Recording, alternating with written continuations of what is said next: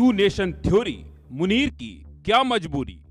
That was the foundation of the two nation theory that was laid there. That we are two nations. We are not one nation. कलमा वाला ज्ञान, मुल्क का मालिक भगवान। आज तक इंसानियत की तारीख में सिर्फ दो रियासतें हैं जो कलमे की बुनियाद पर बनी हैं। मजहब वाला टॉनिक, मुल्ला क्यों panic. Whether it is the third generation or the fourth generation or the fifth generation, they know that what Pakistan is for them. Pakistan के आर्मी चीफ जनरल असीम मुनीर को मुल्ला क्यों कहा जाता है, आज उन्होंने साबित कर दिया।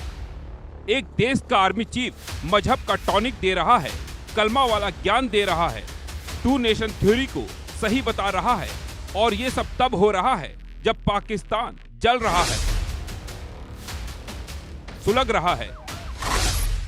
पाकिस्तान के अंदर के हालात बद से बदतर हो रहे हैं। पाकिस्तान इस वक्त एक बम के ऊपर बैठा है, एक धमाका और सब तबाह।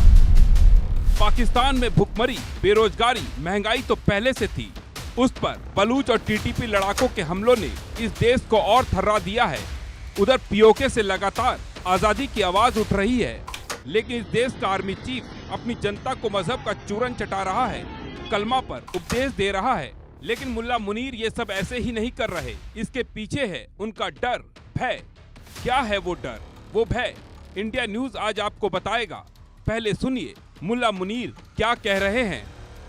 We are different from the Hindus in every possible aspect of life. Our religion is different. Our customs are different. Our traditions are different. Our thoughts are different. Our ambitions are different. That was the foundation of the two nation theory that was laid there. That we are two nations. We are not one nation. एक देश का army chief two nation theory की वकालत कर रहा है, साफ साफ कह रहा है वो हर मामले में हिंदुओं से अलग है। ऐसे में कैसे माना जा सकता है पाकिस्तान में हिंदू सुरक्षित रह सकता है। पाकिस्तान से अक्सर हिंदुओं के साथ अत्याचार की खबरें सामने आती रहती हैं, और अब खुद पाकिस्तान का आर्मी चीफ कह रहा है वो हिंदुओं से अलग हैं। लेकिन पाकिस्तान के आर्मी चीफ की इस तकरीर में उनका डर भी झलकता है। वो कहते हैं अगली पीढ़ी को ये बताना होगा पाकिस्तान किस सोच पर बना और क्यों इसकी हिफाजत उनकी जिम्मेदारी है। पाकिस्तान की कहानी अपने बच्चों को जो है आपने जरूर सुनानी है, ताकि वो पाकिस्तान की कहानी ना भूलें। Whether it is the third generation or the fourth generation or the fifth generation, they know that what Pakistan is for them. इसके पीछे छिपा मुनीर का डर साफ दिखाई दे रहा है। जब मुनीर ये कहते हैं हर पाकिस्तानी को अपनी अगली पीढ़ी को पाकिस्तान की कहानी सुनानी चाहिए, तो वो एक गहरी असुरक्षा को उजागर करते हैं। मुल्ला मुनीर को डर है आने वाली पीढ़ियां देश की बुनियादी विचारधारा से दूर होती जा रही है। पाकिस्तान के युवाओं के बीच हाल के दिनों में भारत के प्रति आकर्षण बढ़ा है। सोशल मीडिया पर कई भारत की तारीफ करते नजर आ जाते हैं, चाहे भारतीय क्रिकेट टीम हो या इसरो की कामयाबी या फिर आर्थिक विकास से जुड़ी खबरें।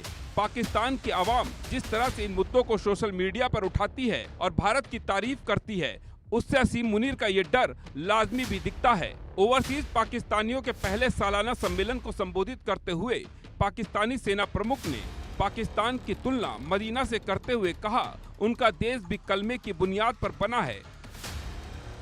आज तक इंसानियत की तारीख में सिर्फ दो रियासतें हैं जो कलमे की बुनियाद पर बनी हैं। पहली जो थी उसका नाम है रियासत तैयबा, क्योंकि तैयबा जो है वो नबी करीम सल्लल्लाहु अलैहि वसल्लम ने उसको नाम दिया था, और जबकि कुरान में उसका नाम है यसरब, या अहले यसरबा ला मुकाम लकुम फरजिउ, ये कुरान में नाम है उसका, जो आज जिसको मदीना अल मुनव्वरा कहा जाता है। और दूसरी रियासत जो है वो उसके 1300 साल के बाद अल्लाह ताला ने ये आपकी बनाई है, कलमे की बुनियाद के ऊपर।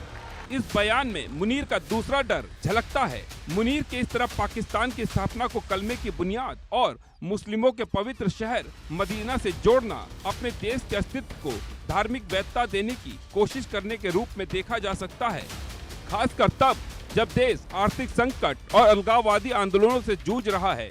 बलूचिस्तान और पीओके की आजादी की उठती आवाजों के बीच सेना प्रमुख का ये बयान धार्मिक एकता का भाव जगाने की कोशिश के रूप में भी देखा जा सकता है।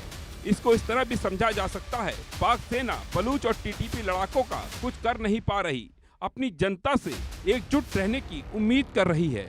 बलूच लड़ाकों की धमकी देते हुए मुनीर ने दावा किया वो बलूचिस्तान या पाकिस्तान को नुकसान नहीं पहुंचा सकते। बलूचिस्तान जो है जो कि पाकिस्तान की डेस्टिनी है, ठीक है, जो कि पाकिस्तान के माथे का झूमर है, तुम 1500 बंदे कहोगे कि जी हम इसको ले जाएंगे, तुम्हारी अगली 10 नस्लें भी नहीं लेके जा सकती।